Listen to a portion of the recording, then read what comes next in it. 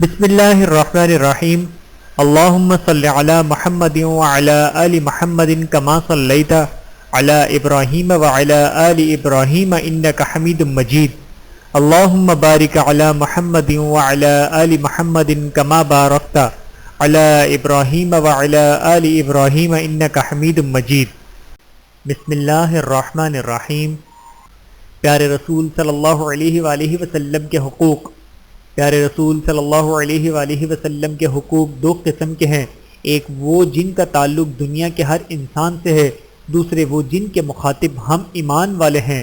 پہلا حق جو دنیا کے ہر فرد بشر پر عائد ہوتا ہے وہ یہ کہ آپ صلی اللہ علیہ وآلہ وسلم کو اللہ کا نبی اور رسول مانیں اور دل و جان سے آپ صلی اللہ علیہ وآلہ وسلم کی نبوت و رسالت کا اقرار کریں۔ آپ صلی اللہ علیہ وآلہ وسلم کی نبوت و رسالت کا یہ حق کسی ملک و علاقے اور کسی قوم و برادری کے لیے مخصوص نہیں ہے، بلکہ تمام انسان و جن اس کے جواب دہ ہیں، کیونکہ آپ صلی اللہ علیہ وآلہ وسلم عالمگیر نبی ہیں، تمام انسانوں کے نبی ہیں۔ اللہ تبارک و تعالیٰ کا ارشاد ہے، قُلْ يَا أَيُّهَا النَّاسُ إِنِّي رَسُولُ اللَّهِ إِلَيْكُمْ جَمِيعًا۔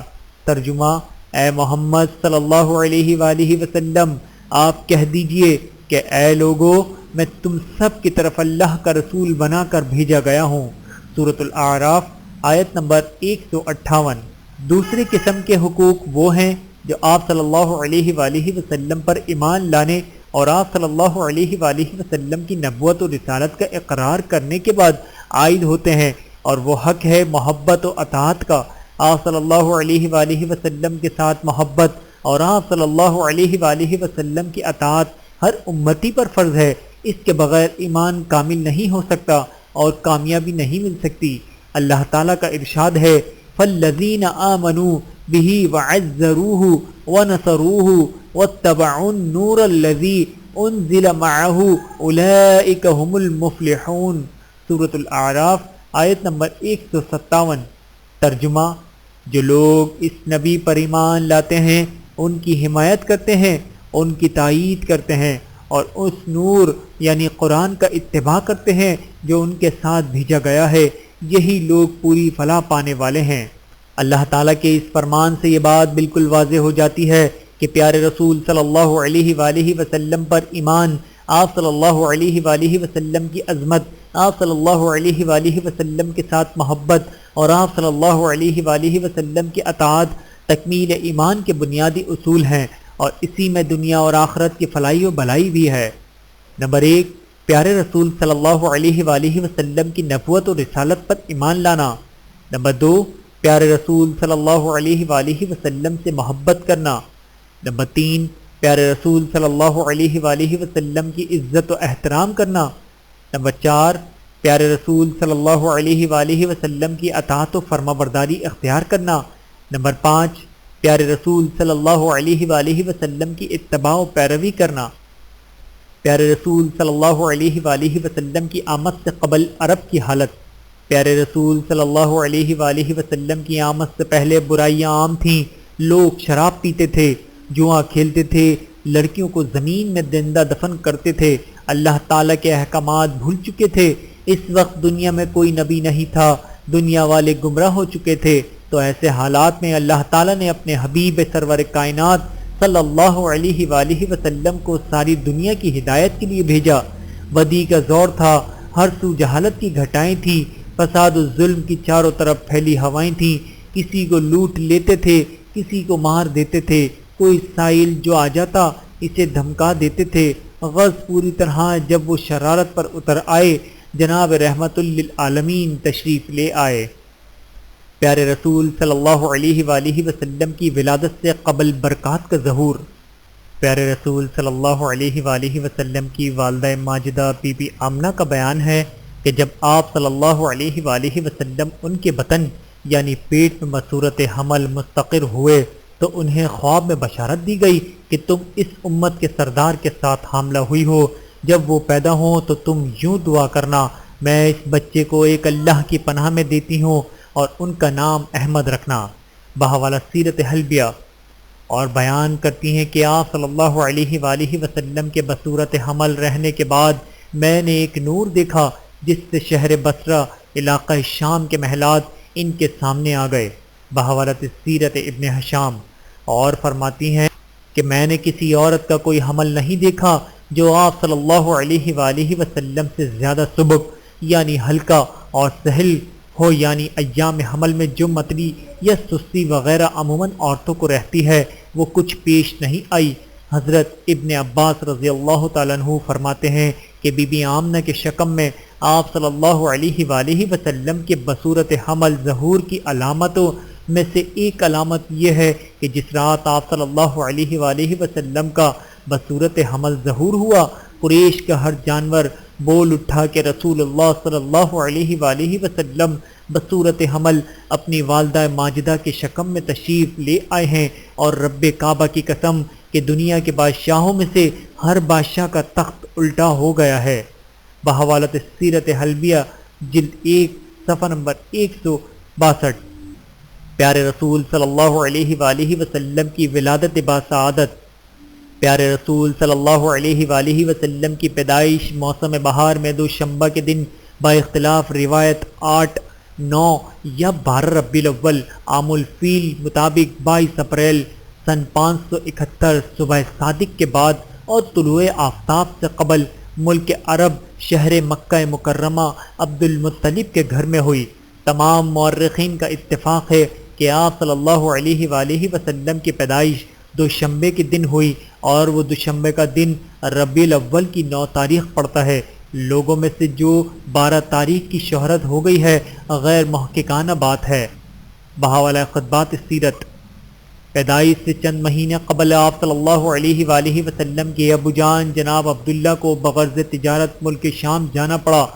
واپسی میں آپ صلی اللہ علیہ وآلہ وسلم کے ننیال مدینہ منورہ میں ٹھہر گئے، پھر ایسے بیمار پڑے کہ اللہ تعالیٰ کو پیارے ہو گئے اور وہیں ان کی تدفین ہوئی۔ آپ صلی اللہ علیہ وآلہ وسلم کے دادا عبد المطلب اپنے بیٹے کی یادگار کے پیدا ہونے کی خبر سنتے ہی گھر میں آئے۔ جب آپ صلی اللہ علیہ وآلہ وسلم کو دادا جان کی گود میں دیا گیا تو آپ صلی اللہ علیہ وآلہ وسلم کی صورت دیکھ کر حیران رہ گئے، کیونکہ اس سے پہلے انہوں نے کسی بچے کا چہرہ اتنا بھولا، اتنا پیارا اور اتنا نورانی نہیں دیکھا تھا۔ وہ دیر تک ٹکٹکی لگائے دیکھتے رہے اور کچھ سوچتے رہے، پھر خاندان کے دستور کے خلاف دادا جان نے اپنے پیارے پوتے کا نامی محمد رکھ دیا۔ بی بی آمنہ نے آپ صلی اللہ علیہ وآلہ وسلم کا نام مبارک احمد رکھا تھا۔ اس طرح ہمارے نبی کریم صلی اللہ علیہ وآلہ وسلم کے 2 نام ہیں، محمد اور احمد۔ 7ویں دن دادا جان نے آپ صلی اللہ علیہ وآلہ وسلم کا عقیقہ کیا اور تمام قریش کو دعوت پر بلایا۔ بحوالہ سیرت حلبیہ جلد اول صفحہ نمبر 255۔ ایام رضاعت دودھ پلانے کو کہتے ہیں۔ پیارے رسول صلی اللہ علیہ وآلہ وسلم کو کئی عورتوں نے دودھ پلایا، جن میں سب سے پہلے آپ صلی اللہ علیہ وآلہ وسلم نے اپنی والدہ ماجدہ کا دودھ پیا۔